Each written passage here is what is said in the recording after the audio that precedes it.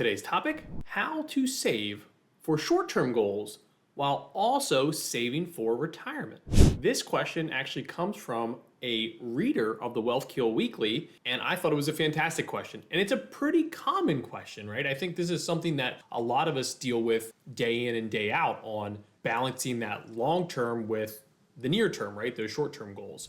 So in today's video, my goal is to walk through a few things, really the budgeting side of it, the cash flow side of it, with also that long-term outlook, and also why cash and your emergency fund are all vital, because you need all of these to work together. They all need to talk to each other for not only the short-term plan to make sense and feel good, but also to make sure you're on track for the longer-term goals, which is always the hard part, right? We can barely plan for next year, let alone 3 decades from now. So stay tuned. We're going to cover all of that, and it's coming up next.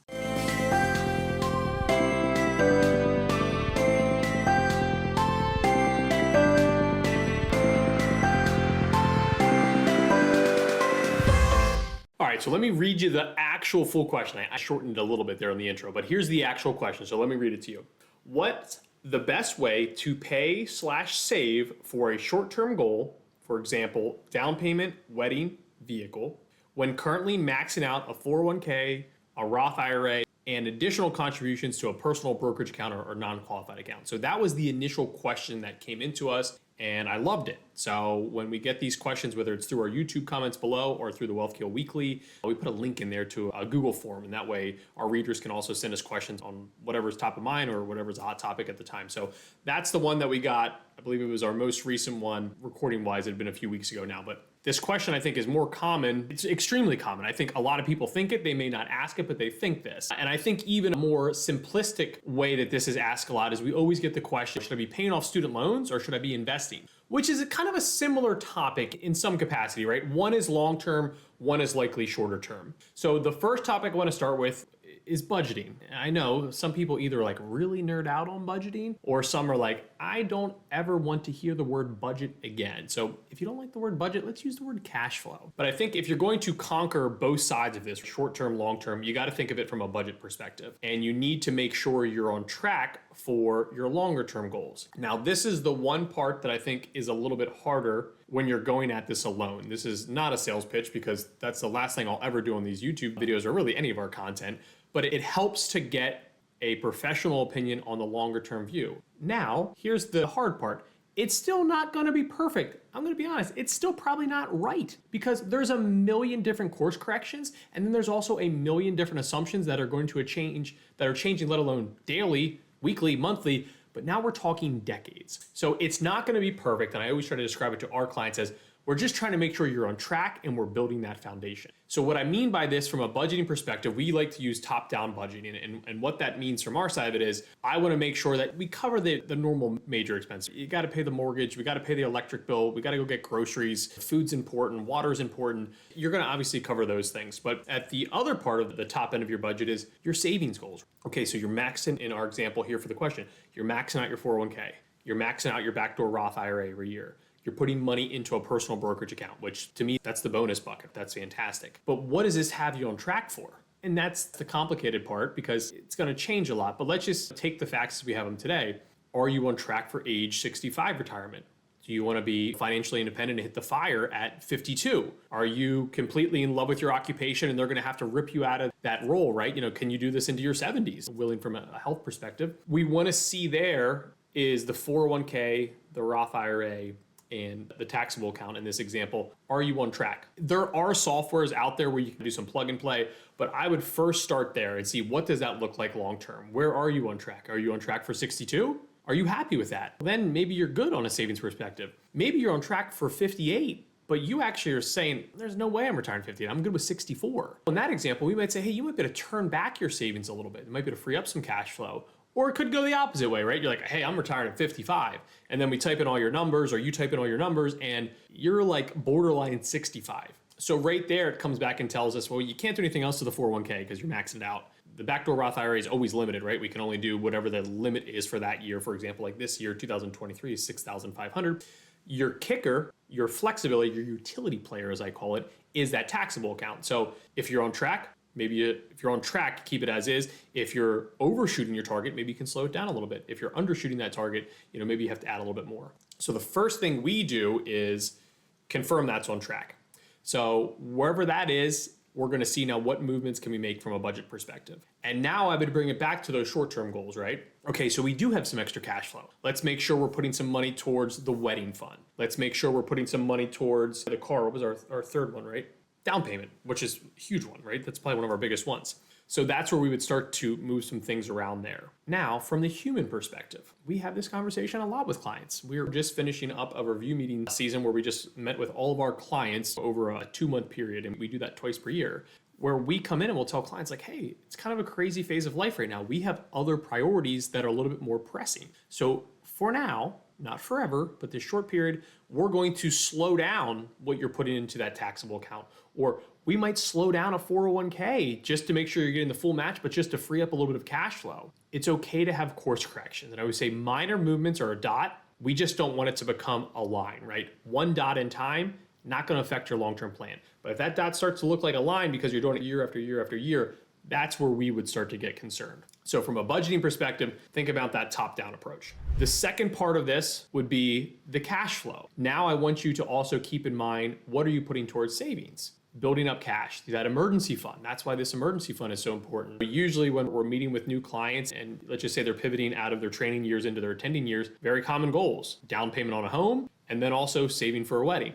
So when other lump sum payments come in, keep this stuff in mind, right? You're finishing up your fellowship or your residency and you're about to become an attending, you're gonna get a $20,000 sign-on bonus. Here's a good time to maybe put that away. And you say, that's for our home down payment, that's for the wedding, that's for the new car that I need, right? Maybe it's a combination of all three. So also take advantage of those lump sum moments to build up your cash in addition to your emergency fund, right? You always have your rainy day fund, but now we're going after some other goals. So you want to start to build that in as well in those chunks. So blending two together here from a budgeting perspective, but also that cash flow in terms of savings and emergency fund. This is where building up cash is so important. And for our clients coming to us at a younger age, I say we still have a lot of life ahead of us. So there's a lot of course corrections and beautiful course corrections, whether that's new jobs, that's new homes, that's our family growing, that's big vacations, that's travel, it's sending our kids to private school, whatever it would be. There's still a lot of big moving parts in our plan. It's not set in stone. And that's where having that cash on hand can really go a long way.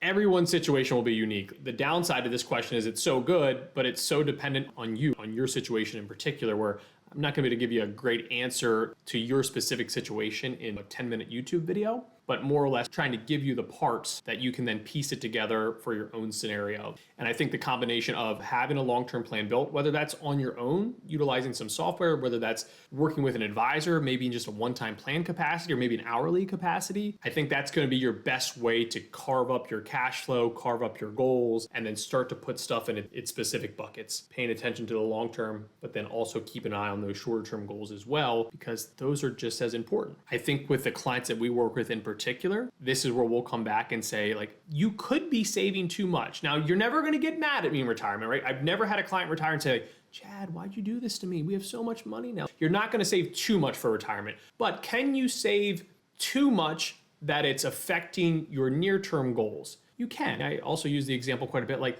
our kids only think we're cool for so long, right? I'm in this precious spot now where I have 3 kids under the age of 6.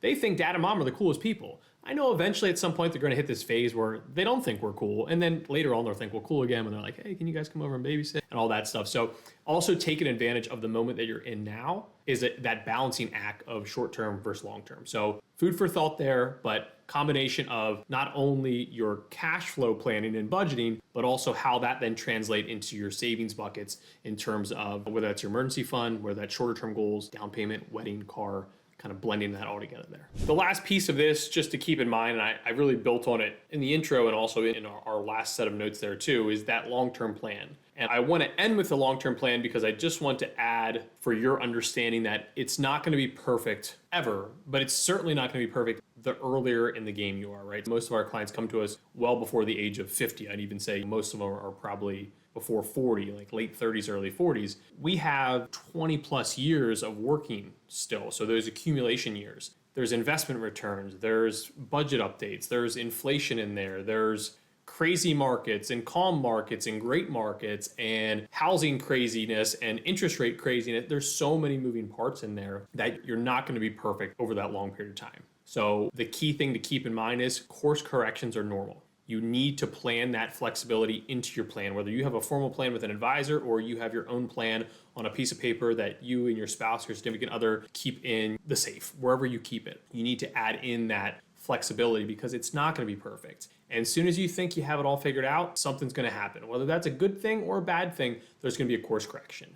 So don't stress too much, but make sure that you are building that foundation, right? I often tell a lot of prospective clients and even just in different speaking engagements, if you're maxing out your 401k, you're doing a backdoor Roth every year, you're gonna be in a pretty good spot. Now, I can't tell if you're gonna be able to retire early. I can't tell if you're gonna be able to eat caviar throughout your retirement, but those two alone are a really good start. At some point, especially for our clients being high income households, physicians, you need to get into that joint investment account or that taxable investment account as well at some point to open things up as well. But you need to mix in that long-term foundation. So building up those long-term foundational parts of your plan. Again, think towards 401k plan, 403b, 457b plan, your Roth IRA, your personal brokerage account. And then in addition, you also need to pay attention to the short term, which is really the emphasis of what triggered this video from that fantastic question is you may have to shift things around. Maybe you can't put that much into the taxable account this month, but you could put more money towards your home down payment. And that environment changes.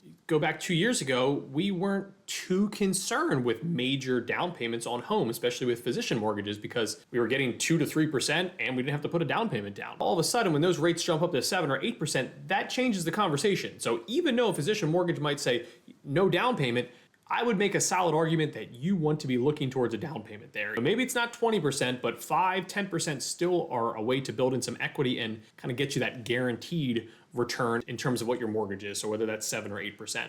So even just how you build these buckets and what our goals are behind them can change whether it's a long-term perspective or a short-term. So it's a balancing act. I know this is not a perfect answer, but it's a balancing act. And you just need to be aware of, is my long-term foundation looking good? And then start to work it backwards on your short-term goals, right? Hey, we need $50,000 for our wedding. We already have $20,000 in there. We expect both of our parents to give us 10. All right, we have another year and a half to build up $10,000. Okay, what's 10,000 divided by 18? Okay, we need to hit that number every single month to be as close as we can to this goal. Hey, I want to get this type of money down for a car down payment. Whatever the reasoning behind whether you're going to buy or lease, like you're working towards that goal. Keep in mind, if you lease a car, try not to put a down payment. That's the quickest way to have a disaster happen. It doesn't really help you on a lease. But if you're buying the car, I'm all for the down payment because those rates are also high now on car payments. And then same thing from a home down payment. That is one where you're probably going to try to make some bigger strides towards. The number could be larger, but just knowing what that target is, right? We want to have $100,000 saved up within 2 years. Okay, what's 100,000 divided by 24? Okay, here's our number. Yes, you're going to get some rate from your high yield savings account, but for the most part, just keep it simple in those shorter windows. So long-term goals are vital because it tells you how much flexibility you have in the short term. You might have to tweak some of the long-term goals to fit the short-term goals. But again, the whole key here is make sure that you are on track or at least building that foundation and then the numbers you have to hit for your short term. That is the main takeaway for this last section of this fantastic question.